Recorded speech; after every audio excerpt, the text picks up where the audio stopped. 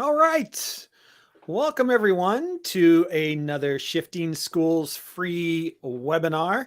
I'm so excited to be here with my friend and colleague, Trisha. Trisha, how are you doing on this? It looks sunny for you. It's sunny for me here in Seattle. How are things in Ontario today, besides you were out shoveling snow earlier? Yeah, it's very snowy. It feels like winter is absolutely here. So, Jeff, it's always great to connect with you because doing these sessions together warms my heart. Do you see that completely just seamless segue and That was great. very cheesy segue as well? Jeff, it's great to be back with these flash webinars. Viewers, listeners, these come out of the questions that you send to Jeff and I. So you can always reach out to us if you head over to shiftingschools.com, right there on the homepage, actually, you'll find a way to even send us a voice memo. Now, Jeff, these are free for our listeners and viewers, but they're not necessarily free to create. So, do you want to tell folks about who is supporting us today in delivering our content?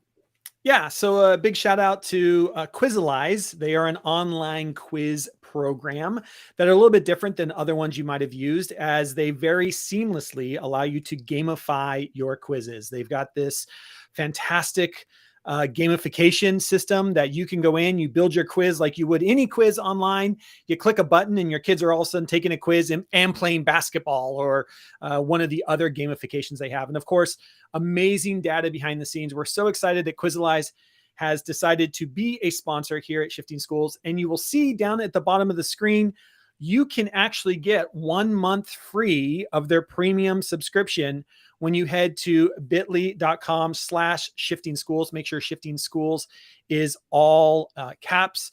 So you can do that, or head over to shiftingschools.com and you will find the link directly to where you can upgrade your account. It's free to get started, and then you get 1 month free. And what a great time of year to be trying things out. We're kind of in that time of year where quizzes and the idea of preparing for maybe finals is starting to come around. So just a shout out to Quizalize. You'll be hearing more about them.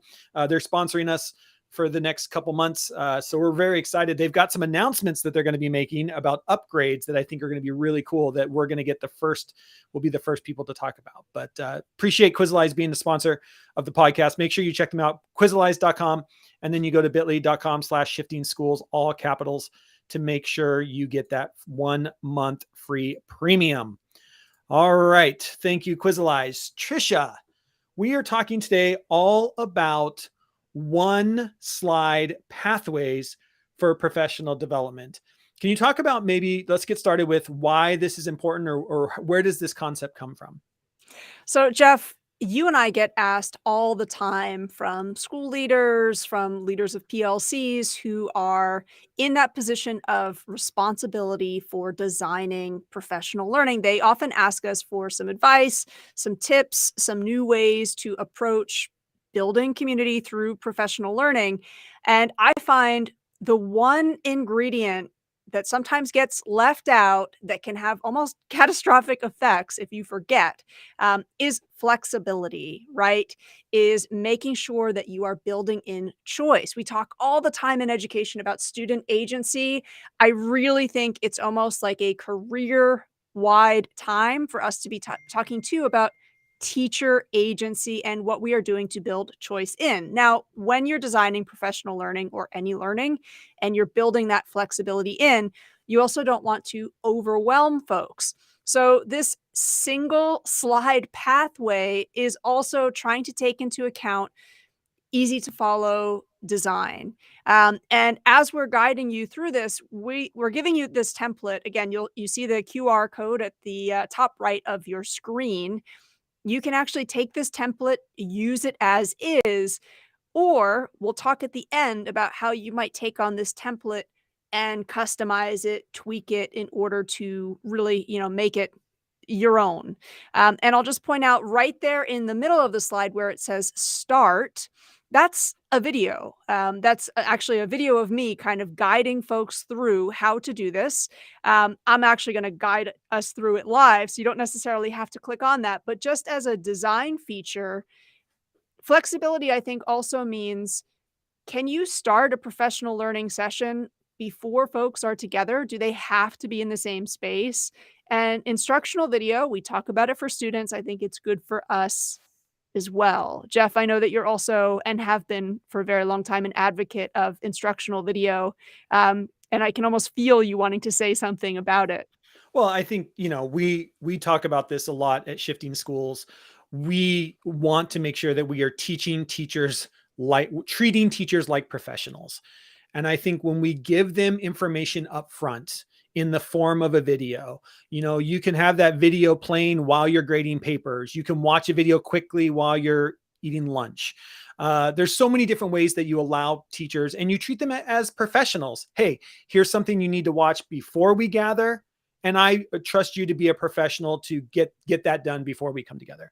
And I think that's just part of it. I mean, we live in a world now, especially, coming out of the pandemic, where this idea of asynchronous and me taking ownership of my own professional learning is just part of what it means to be an educator today. And I think that it just shows value and shows professionalism when we put that and make that part of our professional learning with educators today. So. Absolutely. And I'm really glad that you brought up that concept of trust, because that's also really a core ingredient here. So teachers would have clicked on the start. They would have, Jeff, as you were saying, just really quickly watched that video, gotten an overview of how to do this.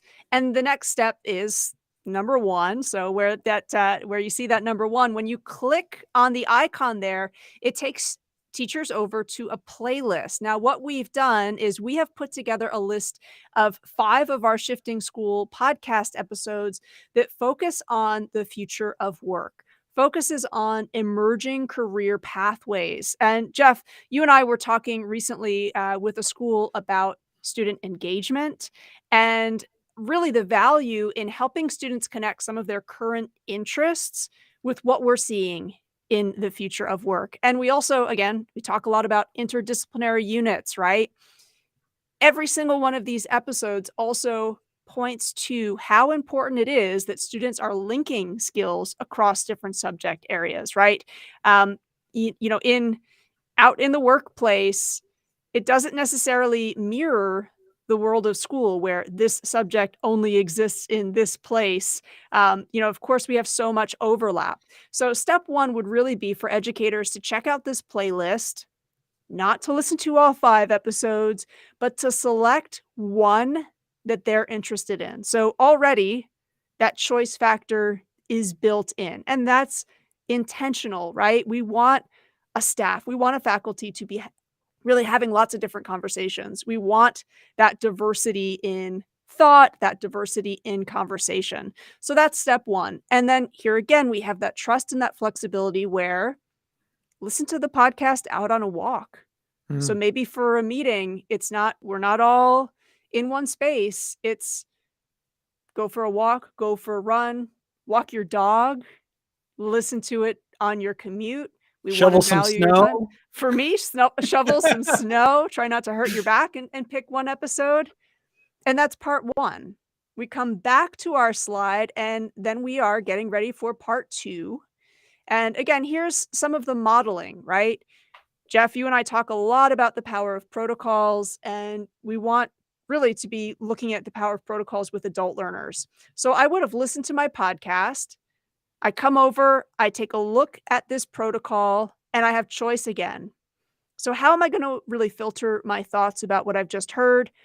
Root, bark, branch. Now, it might be I'm just picking one from the menu, or maybe my team has decided we're gonna try to use all 3 of these sentence starters, thinking about what's at the root of the resource, or thinking about what the most significant piece of information is, or thinking about how that podcast episode might help me branch out and connect with one of my experiences.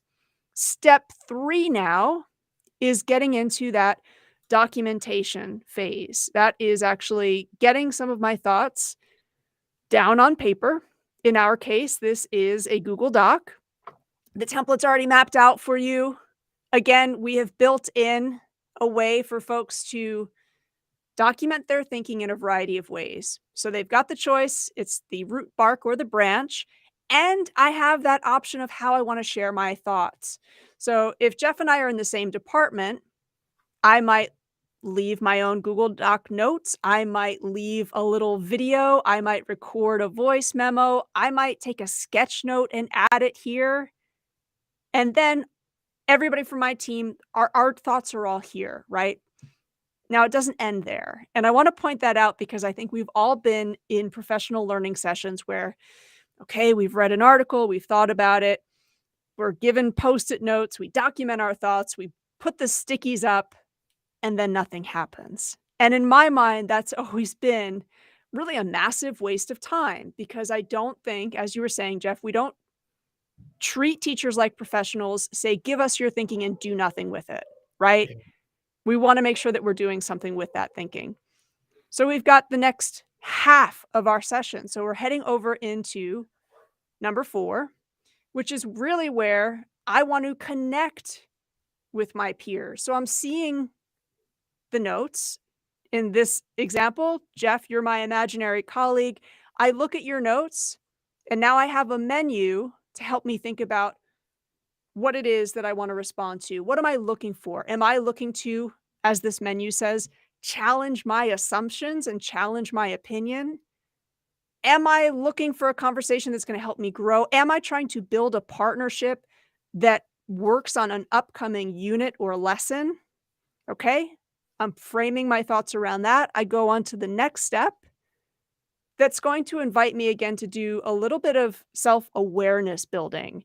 And this is where, again, we talk about social emotional learning with students. We've got to be talking about it with one another because we have social emotional needs too. So I'm going to think about my own thoughts. I'm going to think about my colleagues' thoughts. And I'm going to ask myself, what's my relationship with this topic like? Now, this prompt is kind of a quirky one. It's kind of a creative one. It's And fun. it's We're fun, allowed to right? have some fun. We're allowed to have some fun. And if I'm leading this, I might actually do this in small groups and have folks share their thoughts. Because when we are doing professional learning, we do have relationships with different topics, right? And I think we do need to get through that barrier of maybe I actually didn't have a great relationship with this topic. Here's why.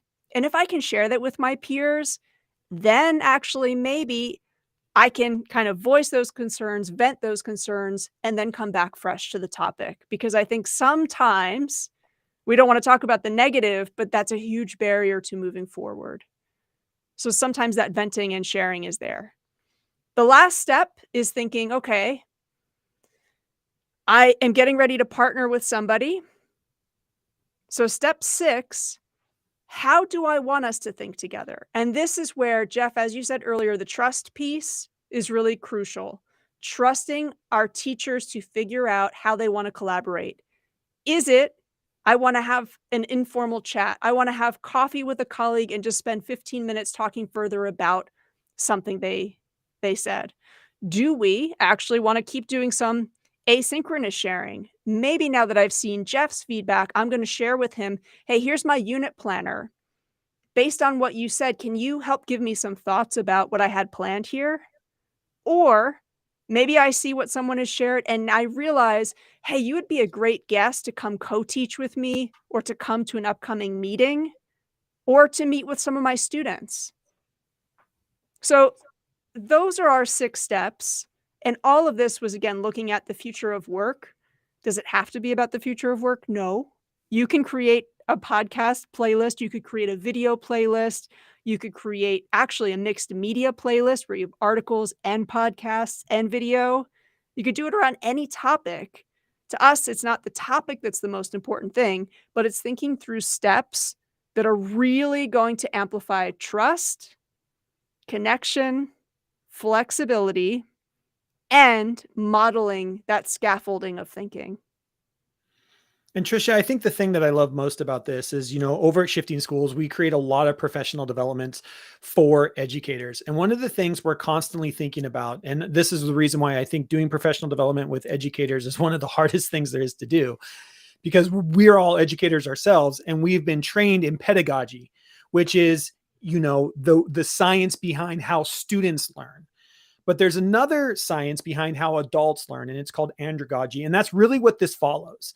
If we really truly want educators and adults, not just educators, but as adults, if we truly want adults to engage with learning It has to be structured in a way that makes sense and gives ownership. Number one, with adults, if they don't feel like they have ownership, they're not going to engage. And to your point, I don't care what the topic is. What I care about is the structure. And if you look at the structure, the first thing that we know about adults is adults like choice. So whether it is articles or podcasts or a video, give them choice. Don't make it everybody has to watch this video. Here are 3 videos, choose one. We give you a list of podcasts to get you started. Choose one podcast, not all of them. Some of you are going to like the data analysis podcast. Some of you are going to like the solar, fiction, sci-fi fiction podcast.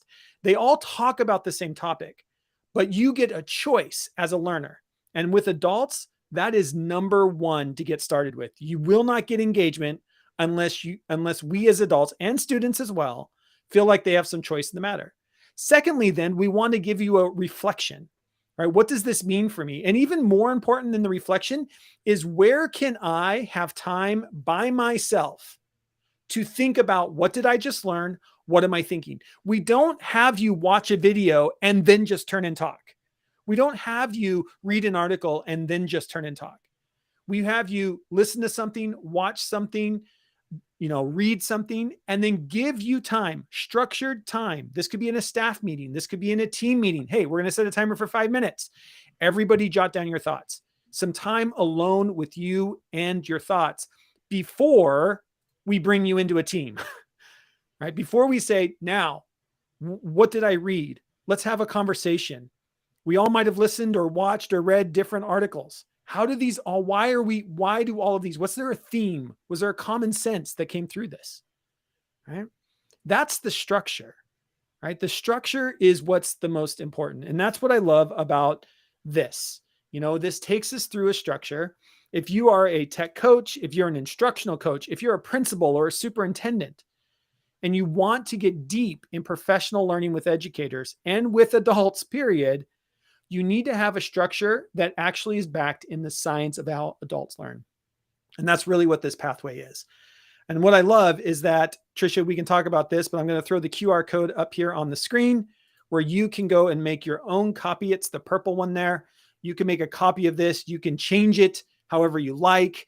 You can, change out the resources if it's not funny enough for you, or you've got some other theme at your school rather than, some of the ones that we put in here. But the important part here is the structure. And our goal was to give you a template of that structure that you can take and start to use in your own school as well. Tricia, any other thoughts? Just that the structure also is sort of intentionally slowed down, right? We are in no manner suggesting this is done in an hour, right? This is about stages. This is about, as you said, giving folks time to think, and then giving folks time to think about what others think. Yeah. Because again, as I said earlier, when we're doing professional learning and a facilitator asks, share your thoughts, and then there's no follow-up, there's no extension of that, I don't think that's honoring people's time or people's thinking. And so, this is also very much about trying to leverage when people share in order to foster those connections, build those relationships that create amazing teams within schools. Because, again, we talk about the social component for students. There is a social component for educators as well. And Jeff, you mentioned it. This structure, it both values independent time and collective time. I'm a huge introvert. I need my time to process and think. And I need a really clear goal. I need kind of that outline. If I am then working with partners or a team, what are we trying to do together? And that's what this structure is hoping to do, is really just streamline that. So we're hoping folks might take this template, try it out themselves, remix it, maybe even use it with students as well. I could actually see this being something that that I would use again with my class for sure. Yeah. And I think that's the thing, right? This structure works in both. And the ability to slow down, we get so caught up and rush through reflection. And reflection is truly where learning takes place, and I know, right now where we are, we're very focused, as we should be, on social emotional learning, not just with students, but in our professional sense as well. And when we slow down and put a structure in place, we are emotionally supporting our teachers, our colleagues, our friends, our staff, our faculty. And that's really what this is. Like you said, this isn't made to be done in an hour. We're going to start this in your classroom. We're going to start this when you're out for a walk. We're going to start this when you're out shoveling snow, whatever it is that you need to do where you can go and listen or read or watch on your own. And then we're going to bring that structure together and have some deep conversations that actually lead to change. That to me is really, really what this is about. So again, that QR code up at the top of our screen, if you scan that QR code, that's actually going to it'll send you over where you can make a copy, and you can make a copy of this and have your own free copy of this guide that then you can edit and change and do whatever you would like to do with. So we just wanted to give you that template so that you have something that you can go and get started with. One last time, a shout out to our friends over Quizalize. Again, if you would like to, you can get 1 month free of their premium by going to bit.ly, that's bit.ly /shifting schools, all caps. So if you'd like to try them out as well. Thank you again to Quizalize for being a sponsor of the podcast. We really appreciate that. And until Trisha, we're back next Monday with another free webinar. So set your calendar, be looking for the email, and we'll be ready to go with another That's one. right. So we have a whole bunch of free webinars that are coming out. The easiest way, I think, to keep up with them is to follow the free Shifting Schools newsletter. Folks, you can sign up for that if you haven't already done so by heading over to shiftingschools.com. Awesome. Thanks, everyone. Have a great rest of your day. And until next time, we'll see you on the network.